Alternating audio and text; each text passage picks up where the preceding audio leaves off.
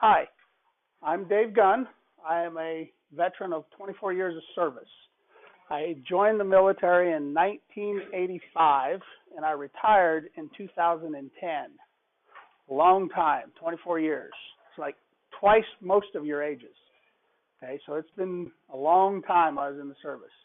In that time, I served or worked in 9 different countries, and I was stationed in 7 different states in the United States. So I've seen a lot of places in the world, a lot of places, and not some fun places either. So there are some nice places, fun places, and not so fun places as well. I retired, like I said, in 2010. I had 2 tours to Iraq. I served in Panama during the Panama Treaty transition when we gave the Panama Canal back to the Panamanians. I was in Berlin when the wall fell down. Everyone remember or heard of the Berlin Wall and West Germany and East Germany? Okay. I was in Germany when the wall came down and we united both the East and the Western countries of East and West Germany. Okay, and I'm going to show you some pictures here real quick. All right, so that's just a quick little snapshot of a bunch of things that we did in Iraq. Okay, go ahead, please. Now, you can't see it very well, but if you look around that map, you'll see little stick pins. Okay, little stick pins. Excuse me, let me mark right here. And each one of those stick pins represents some place that I've either served or lived. This is South Korea. It's way on the other side of the world. Iraq, Saudi Arabia, and Kuwait, where the Iraqi war was at. Italy, I served in Italy. Had a great time in Italy. Very fun. A lot of pizza. A lot of pizza. Not the kind of pizza you're used to. Pizza with eggs. Not so good.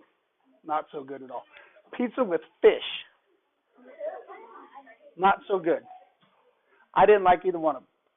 But you eat where you're at. Germany, as I said, I was in Berlin. I was also stationed in a place called Nuremberg, which is down in Bavaria.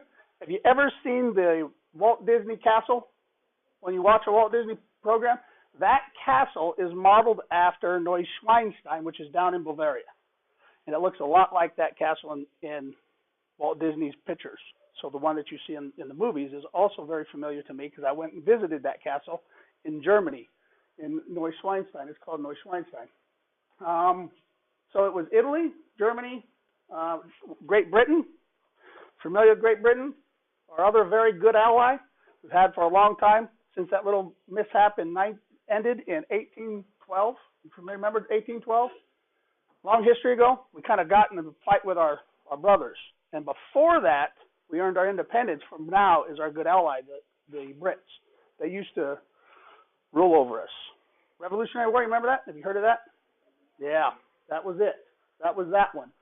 All right, so in the United States, I was stationed in New York, Washington State, California, South Carolina, North Carolina, Georgia, Kansas, Colorado, Texas, and I trained in other places as well, but that's where I lived. Okay, so we moved, this is before AVA years, we moved about every 18 months. So Ainsley, Ava's older sister, went to 5 different schools before we finally got here to Basor and settled in Basor. And she went to, what grade do you think Ainsley went to the first time when she got to Basor? 5th grade. That was that was Ainsley's first year here in Basor. And by the time she got to Basor, she had already went to 5 different schools. So it was hard on the family to move a lot. I can't tell you the number of Christmases I missed, anniversaries with my wife, birthdays for both of the girls. Even now I miss an occasional birthday with the work I do still with the Army. My wife's birthday I've missed a lot. My own birthday, 4th of July. So they're very difficult, but I will tell you, I would not trade any of those 24 years for another life. It was very rewarding, very fun, and I got to see a lot of things that many people don't get to see. When you look at things and you start studying things in your history books or in your social studies books, when you open those books, many of the places that you're looking at pictures of, I've had an opportunity to go visit or at least see. I've been to Poland. My wife has a lot of Polish pottery that wasn't purchased here. She got it in Poland. So there's a lot of different things you get to enjoy in the world. So moving on, if I might, I was stationed in Mexico City. I worked at the embassy for about a year and a half in Mexico City. I worked in Panama, as I mentioned earlier, Belize, which is the only English-speaking, Latin American country in Latin America. So Latin America and South America, Belize is the only English-speaking country as their national language.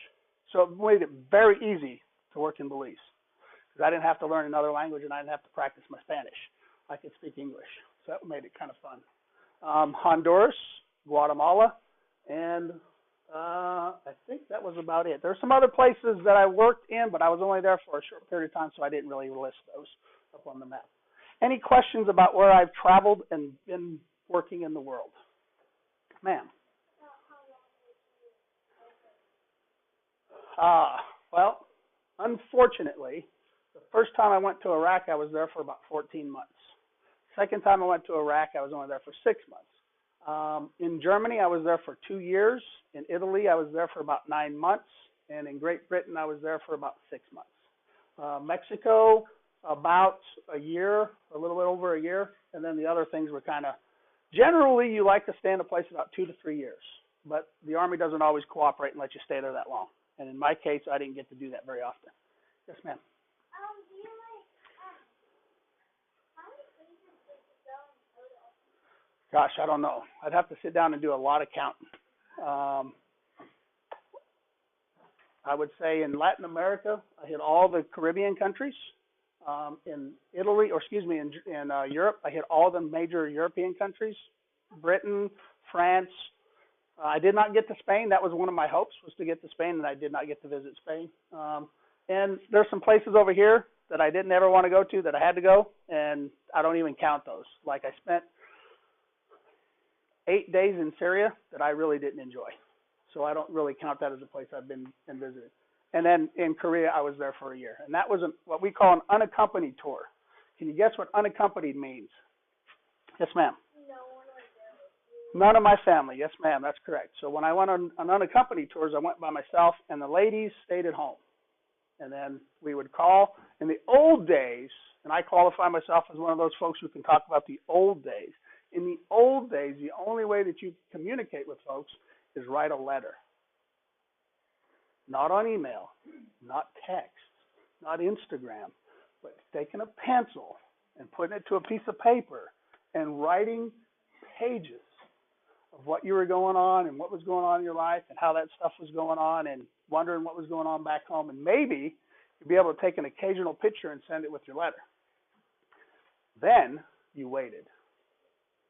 And you waited. Because the mail has to go from wherever it's at all the way across the world. So it isn't like Amazon where you order a toy from Amazon and 2 days later it's sitting in your mailbox. It was much longer than that. And then when I was in Iraq, it was even much longer than that because I had to go through the military mail system, which took about 8 days, and then through the American mail system, and then it had to be checked to make sure that it was okay for getting back to the United States. The good news of that was this. I didn't have to use a stamp. So all we had to do is in the upper corner where you normally put a stamp, you put U.S. service member, and then it makes it all the way through the mail service without a stamp. And in those days, it was about 32 cents. Maybe a little less. I can't remember that far back, but it's a while. Any other questions on this? All right. Now, remember me telling you about, excuse me, guys. Oh, you're good there, partner. Berlin and the wall and us. Can I draw a picture? I'm a picture kind of guy. All right. I'm going to draw you a quick picture of Berlin. So Berlin, I'm not an artist, by the way, and I don't play one in the movie, and I've never stayed at Holiday Inn Express, so I really am not good at this. So let's say that's Berlin. So when World War II ended, there were 4 countries that occupied Berlin. Can you name one of them? Sure. Germany was who we beat. Those were the bad guys at the time, but that's a good guess. Anyone else?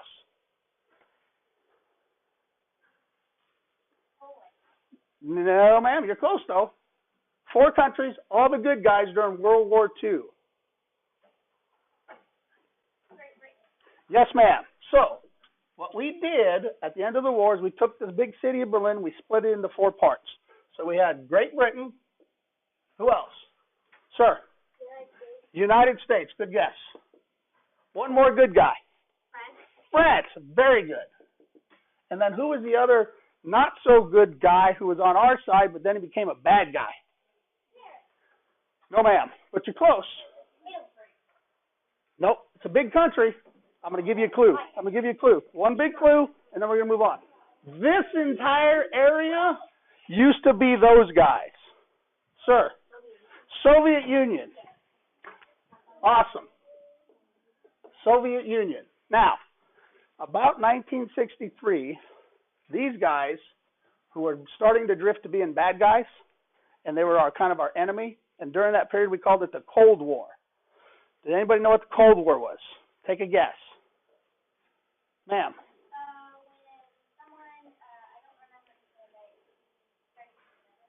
He was on the bad side of the world, and we were on the good side of the world. That's a very good guess. And then we started being mean to one another, and they called it the Cold War. Why? Close. That's very close. So when you have a war, it's our good guys against the bad guys, and we shoot at one another. And in a Cold War, we didn't shoot at one another. We just postured against one another for years and years and years. So about 1963-ish, the Soviet Union said, I'm done. And they built this great big wall in about 2 weeks. Huge wall. They fenced off their side of Berlin from everybody else and said, you can't just free move around there anymore. Well, in 1989, the guys on the east side, that was the East Berlin, said, we're done, and they busted through the wall. And they said, this is over, and we united the two. Well, what I have here in my hand, I'm going to pass around for you to look at, is a very piece of that wall that came down in 1983. And we said, no more. Now, all of Berlin and Germany, as you know it, is one gigantic country because we worked together to solve that problem, and now they are one country, and they are great allies in all of Germany. Okay? So I'm going to let you pass that around and look at it. It's just a great big hunk of concrete. That's all it is. Oh, okay, very well. I'm going to try to get out of their way. Okay, please go to the next slide, please. So what I wanted to kind of focus a little bit more of the attention on is what we were doing in Iraq, because that's kind of what you all are familiar with, okay, Iraq and Afghanistan. Okay, Ava, much like many of you, were born in 2003, 2004 time frame, maybe 2005. Well, since most of your life, we have been in a conflict right here and in Afghanistan. Okay, but in 2003, many of us went to Iraq to stop Saddam Hussein and his bad ways. Okay, we went over there to say, no more of your bad ways. We're done. The world needs people to treat each other with respect, dignity, kindness, and most importantly, humanely. Okay, so those big words were why many of us went over to Iraq. Many of us went numerous times. Many of my friends went more times than I went. I have friends who went to Iraq or Afghanistan 5 times. And all those times, they went over there without their family so that we could keep all the bad stuff that happened in 9/11 or on 9/11 from happening here again, making the bad guys stop. Okay? So I'm going to talk about that a little bit, but before I do, I want to ask you if you remember what's going on in the news now with this organization called ISIS. Ooh, it's a crazy group of folks. All right, I'm asking a hard question of 5th graders. I know. And I know you don't watch the news because I don't like watching the news because there's not very many good things that happen on in the news. Ma'am.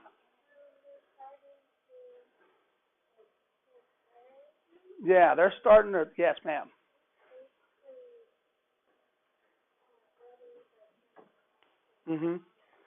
Yes.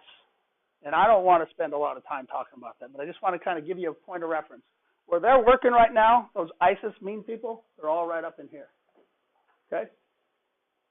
The reason I bring that to your attention, or the reason I mention that is I spent about 9 months of the 14 months that I was in Iraq the first time up here. Okay? And most of that time that I was there, all but of about 2 weeks of that time, when we ended what we called at that time, President Bush said, major conflict, major combat is over. So when that happened, we were north of Baghdad, okay, and we pushed into northern Iraq, and we I spent the rest of my time in Iraq, right up there in what is known as Nineveh province, this whole northern area, which includes some Kurdish people and some not Muslim people and a whole bunch of different folks, okay? I say that or mention it because this is where ISIS is working right now. I made many close and dear friends who are Iraqis and Kurds. That's this area up here. This is what is known as Kurdistan. They want to be their own country, but we've not allowed that to happen for many political reasons that you don't need to worry about as fifth graders. Okay? Let the goofy adults kind of concern ourselves with those crazy things. But the point is, and the reason I bring that up is, I know when I watch the news at night and I see this ISIS thing going on, some of my dear friends who are still over there, who live there, could be in danger. And that is a reason, many of the reasons why I still provide my knowledge and experience of 24 years to the Army, and why I still have what we call a Freudian slip and always call myself in the Army. The Army needs to, we need to, and my wife gets a little crazy because she thinks I'm still in the Army. Well, all my adult life I've been in the Army. That's it. That's all I know. Okay? I don't know much about anything else, but I do know the Army. So that's where I spend my brain power, is thinking about the Army. So let me talk about this a little bit and some fun stuff, or some interesting things more importantly, okay? So if you look at this map, this river right here is called the Euphrates River. Ever heard of the Euphrates River? Probably heard about it in the Bible if you go to church, or some other areas if you looked at in history. I had Easter service down at the banks of the Euphrates service in 2003. And I have somewhere in my house a reed from the Euphrates River that I kept. And would you know, I couldn't find it to bring it today. But I had Easter service down here. Have you ever heard of the Hanging Gardens of Babylon? Okay, it's a historic place. Put it somewhere in your brain, hide it away, and take a mental note, because someday while you're in school, either here or in high school, next year, you're going to hear about the Hanging Gardens of Babylon. They are roughly here. Okay? And I'm going to show you a picture of the building, but I can't show you a picture of the inside. Baghdad's right here. Okay? This is the Tigris River, and you're going to hear about the Tigris River a lot in history, because this is where this is where civilization started a long time ago. And I would tell you, it's got a long way to go. But it's desert. Desert. From here all the way down to the south is desert. Desert like you've never seen, but you're going to be able to see a picture here soon. Please. This is Saudi Arabia. I'm standing where we used to have dinner, lunch, and breakfast. It's called a mess hall or a dining facility. That building right there is approximately 1.25 miles away from where I'm standing, and I had to walk there 3 times a day if I was hungry, in the middle of the sand and the desert. And the desert is hot. Can you guess what the temperature was July the 4th, 2003 in Iraq? Ma'am. Close. Go higher.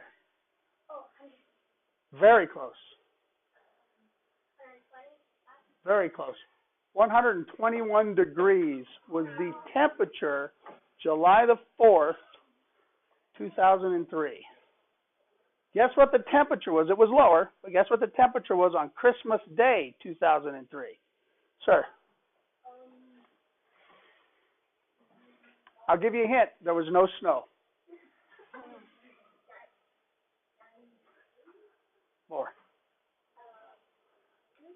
More. 106. Christmas Day, Merry Christmas, I was looking for camels. I was looking for some snow. I was looking for, a little manger, but all I found was 106 degrees in the desert. I don't know how they live there, but they managed to do it. And I'll show you one way that they do. Picture, please. This is a desert lizard thing. Okay? I can only call it a desert lizard thing because I'm not a science guy, but I do like math. The desert lizard guy, we'll call him desert lizard guy. I had to pass this little dude every day I went to breakfast, lunch, and dinner. So I had to ask myself, is it worth going to see this lizard guy, walking by this lizard guy, and he's not a friendly fella, every day to eat? And you have to walk by your brothers and sisters to get to the dinner table, which is just through your house. So it's really not that bad to have to deal with your brothers and sisters to get to dinner. I had to go by this fella. Not fun at all, but he was all right. We never tangled. We just had our pleasantries. Good morning, Mr. Lizard Guy. Have a good day. And good afternoon, Mr. Lizard Guy. Have a good day. And I stayed away from him. We didn't have any more problems. But I had to give him the way because he was there before I was. Man. Guess what these critters are? Camels. They're everywhere. Everywhere. Have you been out to western Kansas? You know those big windmill turbine things? Think of those as camels. Okay, that's how many camels there are in Iraq. Everywhere. These little guys are everywhere. And they're kind of useful fellas. They are used to move the Bedouins. You can see some of them have stuff on them, where Bedouins are nomadic people who move around, and because it's desert, remember? Not a lot of grass. And we think we have it bad here in Kansas in the summer. Not a lot of grass, but they have to move to be able to feed their families and feed their herds, so they keep moving around. So these are camel guys. A lot of them. This is a picture. I was in Saudi Arabia when we started the ground war. I believe it was March the 21st, 2003. Before we started the war, Saddam Hussein up in Baghdad said, hey, I'm going to shoot at you first, and he used these great big rocket things that were supposed to have some chemical weapons.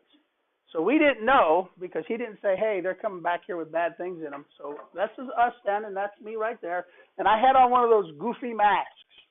You can barely see this guy. See those big eyes? Those are the big eye holes for the mask. And you breathe through this thing. Now, remember what the temperature was on July the 4th? Okay? It was about, in March when we started the ground war, it was right around 100. So it was in the mid-90s to 100 degrees. So I had all my gear on, which started with this. This is what we used to call our K-pot. It's not bulletproof, but it certainly helps. Okay? And I'll explain the hearts in a little bit. But this is my helmet. It's not light.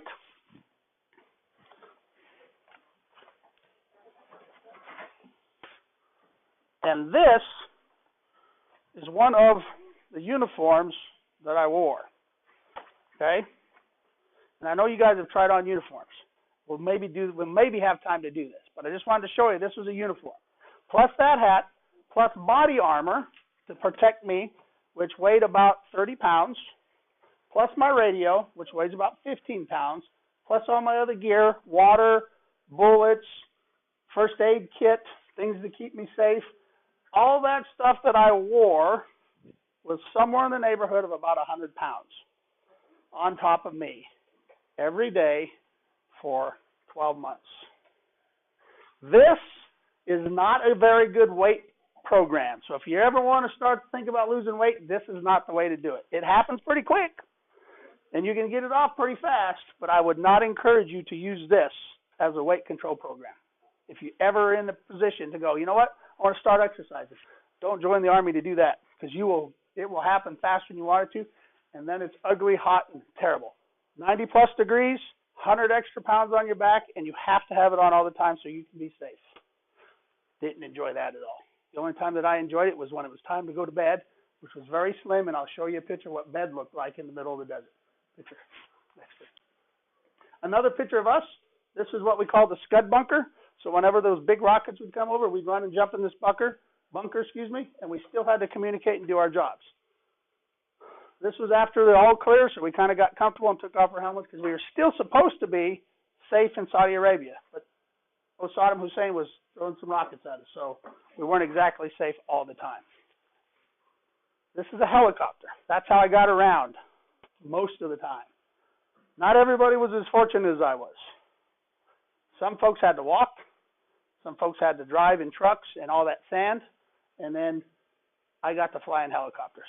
You can get some ground pretty fast from one place to another riding in a helicopter. I enjoyed it. I didn't get to fly it, but it was awful fun to ride in it all the time. So as you've seen a couple pictures, right here, you've seen a couple pictures of Saudi Arabia, and you'll see some more pictures of Iraq. What I have here, one of the traditions we have, is when you go to combat, you bring something home that gives you a fond memory of where you're at, which there aren't many of. But what I decided to do, and these are known as little Tabasco sauce bottles, okay? So you know the big ones you get at the store? Well, we get these in our mills. They're called MREs, Mills Ready to Eat. And I would use this Tabasco sauce, and I'd rinse these bottles out. And everywhere we stopped, I would take and get a bunch of sand, and I would pour it into these bottles. And there are 6 bottles here from all the different places, from Saudi Arabia all the way up to Mosul, where I ended up my last few months.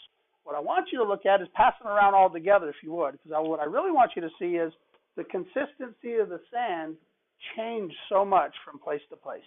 And you can see how some of it's like really powdery, it's powder sugary, some of it's real grainy like you would see on a beach. But these are the different places and the different consistencies of sand. So as you pass those around, you'll see where I was at and some of the places and some of the consistency of the sand that we had to deal with. Okay, this is me in a helicopter, not me flying a helicopter, me having time to take a picture. This is known as a Bedouin village.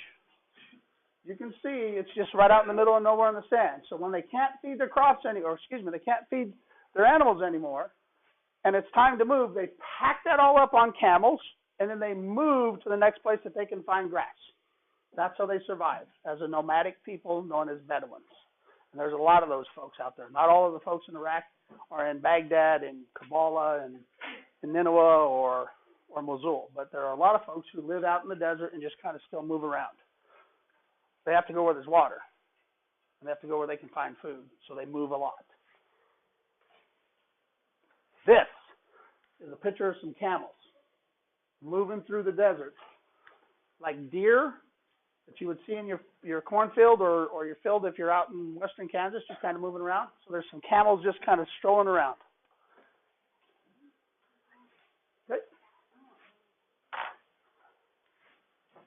All right, what you're in right here is a sandstorm. God bless you. I wanted to show you a picture of it. This is really raining mud. Okay, so imagine it raining outside and it being mud and gooey and sticky and icky and nasty and just downright unfun. This is a sandstorm. You probably may have seen one on a movie, or you might see one on TV occasionally, where this great big wall of sand kind of comes along the desert and then covers everything. That's what this is. And you get to see it for a long time before it ever gets to you. And then it stays with you for a long time. This particular sandstorm lasted for 3 days. And during that 3 days, we didn't do anything, but we just went to ground. That means when we stop and we just secure ourselves and we sit there and wait for it to go, because our communications didn't work.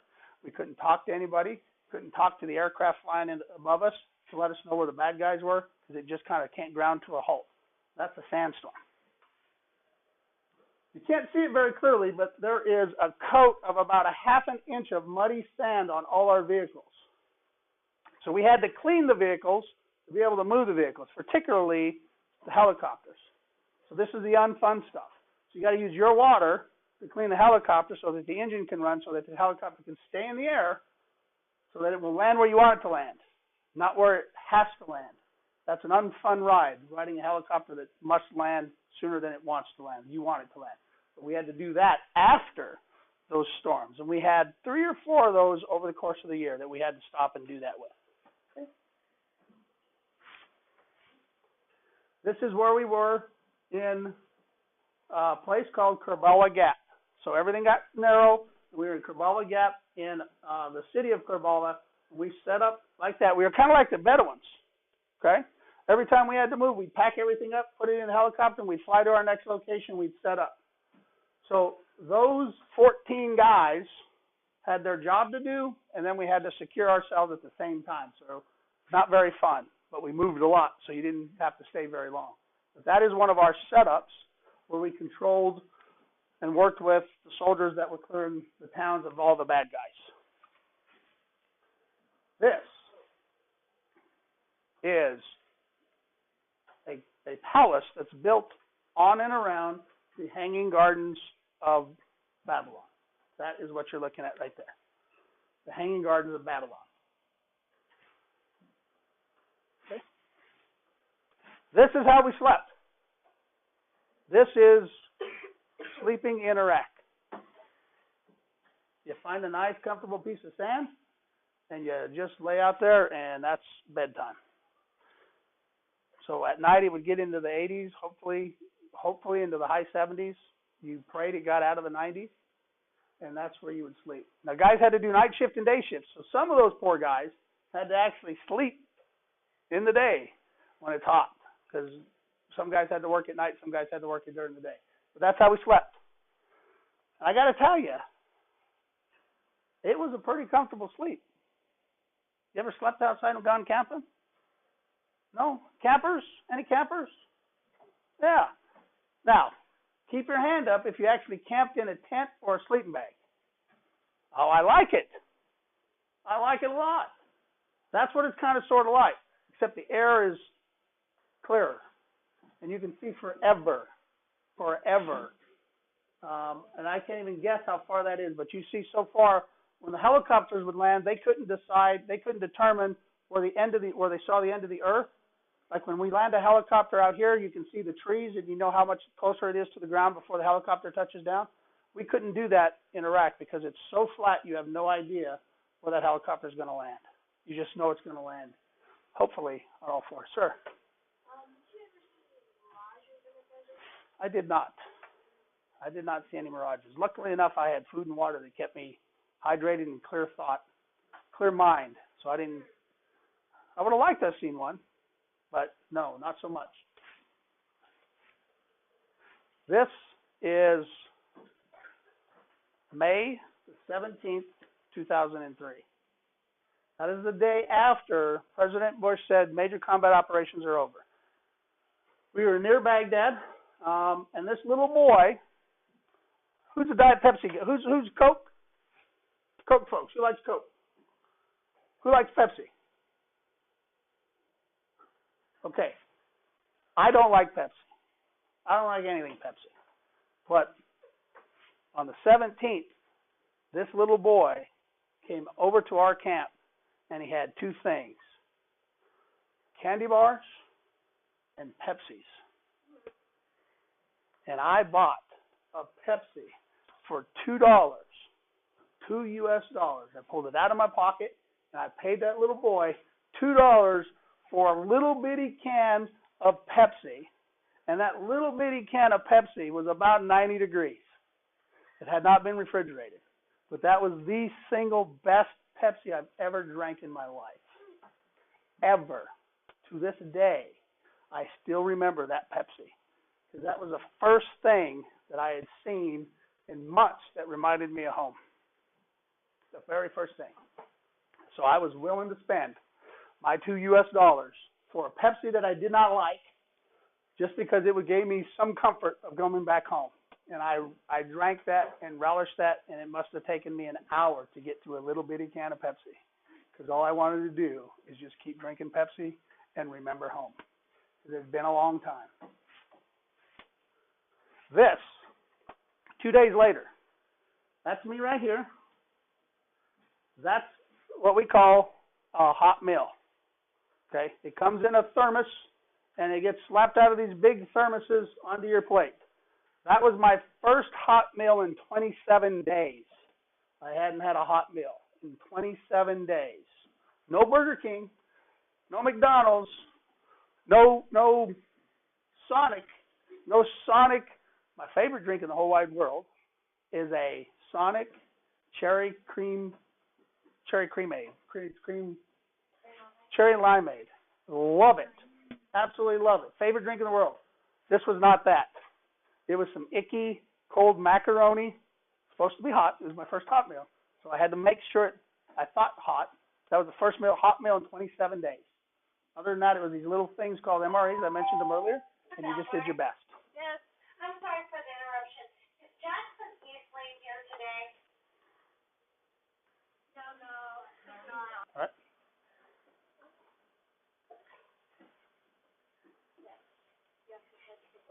Huh? Oh. How cool is that?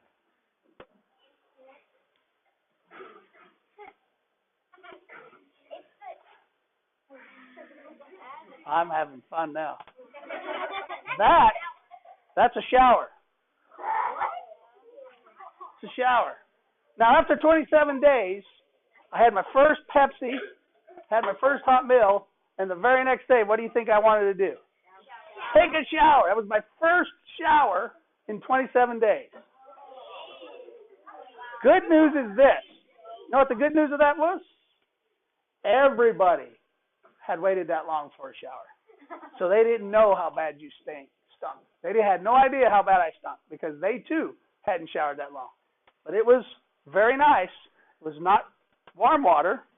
It was not the Hilton going in there and getting special soaps and foo-foo stuff. It was just water and a little hard bar soap, and that's how we got a shower after 27, 28 days. But it was okay. I didn't mind it. This is one of Saddam Hussein's palaces. Saddam Hussein, when he was in control of Iraq, his folks were starving, hungry all the time. Most importantly, his folks were not getting any food. We were providing food and services to them from the north out of Turkey. But he had money to build 38 different palaces scattered around Iraq. And these were nice palaces. So when we finally got up north to Mosul, this was one of his palaces, and that's where we stuck our talk or our command center so that everybody would have a place to rest their head underneath and out of the desert weather. But that was one of his palaces. It had 87 rooms, marble, gold, large chandeliers, its own swimming pool downstairs. He had his own theater downstairs where he would watch movies while all the folks in Iraq watched Saddam Hussein 24 hours a day, rerun tapes of how great of a human being he was. He used to get on the TV and say, he would get on there with a ragged old T-shirt, and he'd get on TV and he'd tell the folks of Iraq that he, the president, because they actually voted him in, that was his only clothes that he had. And the Americans were to blame. Your hunger, his lack of clothing, it was our fault. Because we were not allowing them to sell their oil. Yet, 37 palaces later, he had houses all over the place. And they weren't just little houses. These were gigantic houses with a lot of rooms and all the stuff that I mentioned earlier. Whoop, can I go back? That is a gold-lined dome in his dining room of that palace that I just showed you. That's gold-lined. And it has a big chandelier that was taken down, but that was on the inside of one of his palaces. So somebody was not going hungry. I think it was Saddam and his family. Okay, this is an aerial photo. This is where that palace was located, right here. This was another palace. You can walk from one palace to the other palace. Not sure why you needed an outer building for your big palace to have another little palace, but he did. He had another palace over here. These are 3 palaces in one town. One town. Kind of crazy. Didn't make a lot of sense to me, but that's okay. Now, this is a mosque. It's one of the most famous mosques in Iraq. It is called the Nabi Eunuch Mosque. And Jonah of Jonah and the Whales, remember that story? He's in there, buried on the 9th level down inside that mosque. But Westerners cannot go in that mosque. Only those who are of the faith can go into that mosque and go down and pray. But that was a pretty important mosque. We took very great care when we were in Iraq not to bomb or shoot at schools, hospitals, mosques, religious or historic sites. Great pains not to avoid those. Saddam Hussein, on the other hand, would put forces inside of these to shoot at us. So we would have to be very deliberate in making sure that we didn't destroy historic or religious folks and things in this country. So that was kind of hard to do. All right, thank you. All right, after the major combat ended, we changed roles. We started helping folks. One of the jobs that I had was to help folks get oil, gas, and propane. They did all their cooking with propane tanks. So you grill, your dad or mom grills, maybe on Friday or Saturday nights. They did every meal with propane tanks. So we would do propane exchanges, and my job was to run and operate all the oil, gas, and propane distribution in northern Iraq. So every day I had a meeting with folks in Iraq, northern Iraq, and we talked about who was going to get what, how much they needed. So that was kind of crazy to have to distribute propane tanks, and they were everywhere, man. Would it be like a family, a bigger family would get like more propane than? We tried our best, but we had to make sure everybody got something. We did do our very best to make sure everybody got a little of everything. Okay, one of the things we did after, I'd have my meeting, we'd distribute. My guys and I would go around Iraq, northern Iraq, travel all over, and we would find black marketers, people who were selling it illegally, and we'd confiscate their goods. And we found a Catholic mosque or Catholic monastery in the middle of Iraq, in a little town called Al-Kush. And inside that monastery was an orphanage of about 20 little boys. Okay? So what we did is every time that we would capture gas, propane tanks, or fuel, we took it to the monastery. We gave it to the monastery, we gave it to the church, we gave it to the father, and we gave it to the children. My guys fell so in love with these kids, because that was home. Most of us had little kids of our own, that we would go there as often as we possibly could just to visit with those kids. We sponsored them in a soccer team. So we bought them uniforms, we brought them balls, we found shoes for them, and we sponsored a soccer team for the little boys to be able to play soccer. And that's what my guys are doing here, is they're delivering soccer uniforms and soccer balls to those orphan boys so that they'd have something to eat. And I'm going too fast there. Here's my guys. This is Chief Randy, and this is Hummer. These are just a bunch of the boys. And you can see we didn't have on any of our protective gear, because when we were up there at the monastery, we felt very safe, because we were in a place where bad things were not happening. So I allowed my guys to take off their gear so they could get a little bit of touch of home, so that they could get some kind of feeling of what humanity looked like after everything else that we had done and had to be a part of. This is up north in northern Iraq. I just want to kind of show you some of those, because it isn't all desert. This is another picture of the monastery. And this is another aerial photo of northern Iraq, where you can see there's a lot of mountains and a lot of deep valleys. So it kind of it ventured or varied from the south, all flat desert, to up north, all kinds of mountains. Just on the other side of this picture is Iran. So we got very close to Iran as well. So we were told by the president, you can't go any farther, you have to stop, because we didn't want to get close to Iran. What I want to share with you, though, is one of the places that we went to, in a place called Al-Hallah, H-I-L-L-A-H. We found a hospital.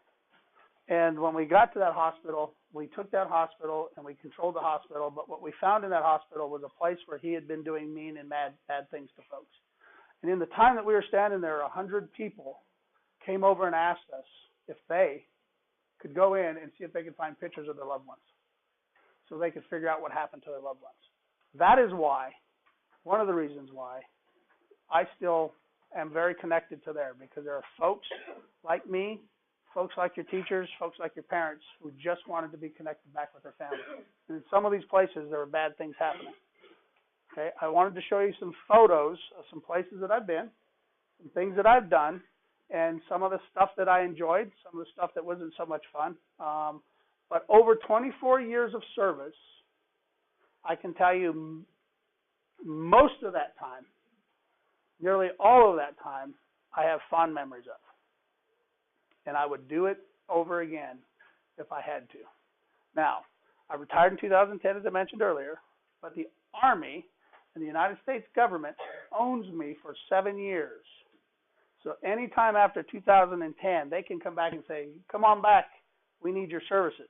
So I might be retired, but I might get a letter in the mail that says, we need you to report to work again. Good news is, this is 2014. That's only 3 years left. And it looks pretty much like I'm going to be able to stay retired and be able to stay home. But again, thank you for your time. I know you guys have another class, and I'll kind of cut it off so that you can get to your next classes. But thank you for your time. I'm going to leave some stuff here so that you can kind of look at when you have a moment, if it's okay with your teachers. It's some money from different places that I've been. We have a tradition where we get coins of places that you've been to. And this is a coin I got when I got out of Iraq the first time. And this is a coin from Korea. Okay? So they're both here. And some other things that are here. What I also have is, we have a habit of changing uniforms. Okay? So in my 24 years, these are only 1, 2, 3, 4, and 5 for deployment. Hats that go with uniforms that I have changed over the years. And there are 2 others that I didn't keep any hats from. Okay, so it was fun to talk with you. Do you have any questions before I have to let you go? Because I know I'm running a little late. Earlier on the harness. Yes, sir. Good question. Okay, good question. In World War II, the 101st Airborne, which is who I served with, out of Fort Campbell, Kentucky. In World War II, they used playing cards and put an emblem of the playing cards on the side of their helmets, so that when they came out of the air, because they all jumped into Normandy, they jumped into Market Garden, and they did a lot of airborne operations. So when you're on the ground and you're landing at night, and then when you wake up in the morning, you're scattered all over the place because you never land where you're supposed to, we put marks on our helmets so we can identify each other. The brigade I was in, 2nd Brigade, we used the black hearts. So we were the hearts of the black hearts. So when you watch TV at night and you see soldiers, even every division now has adopted some kind of marking on the side of their helmet so they can identify each other, and that's where the hearts come from. So it was a tradition all the way back to World War II. Okay? Ma'am. A mosque is kind of like a church for people who study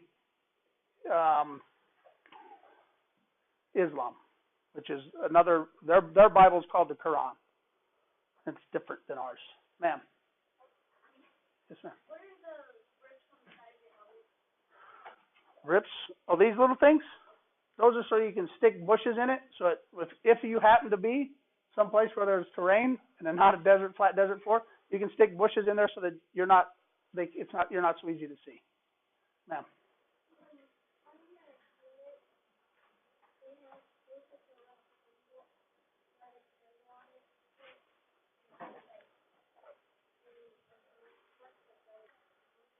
This is my name, so that everybody, when they walked up to me, they knew exactly where I was if my name tag wasn't showing. And then this was my rank, and that is a lieutenant colonel. Okay? The first hat you had, Do I need to stop? but he never served. He had that hat. Mm-hmm. Awesome. Tell them thank you. Because even though you're in uniform and you don't deploy, you're still doing something. Thank you. You're welcome. Thank you. Sir, last question, I think. Did you ever go in a war? Yes, sir. Twice. I think that was my last question. Yeah, well, we want to thank you for coming today. Yes, ma'am. And thank you for your service. And what's everybody say?